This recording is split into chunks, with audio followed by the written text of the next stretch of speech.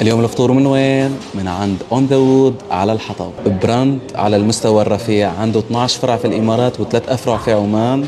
بدنا نجرب منتج جديد عندهم اسمه دبي كنافة. شوفوا لي على هالمنظر هذا، بسم الله ما شاء الله، والله حرام تتاكل هي من كثر ما هي منظر برستيج. بسم الله.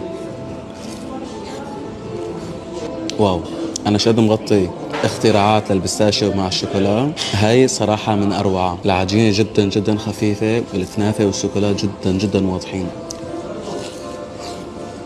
حتى عم بحس إنه فيها جبنة. هذا الاختراع ضروري جدا نجربوه، ضروري جدا. بتعرفوا إيش صار بدها؟ قهوة إسبريسو من المطعم حصرا. الله على مزيج الحلو مع القهوة، شد بحبه.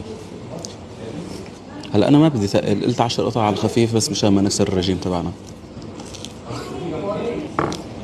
شايفين طريقة بعملان هالقطعة هاي جدا جدا لذيذة، شلون بيحطوا عليها المكونات بعدين الشوكولا بعدين بيطلعوها من الفرن، يعني جميلة جدا. آخر تنتين بدنا ناكلهم بهالطريقة هاي.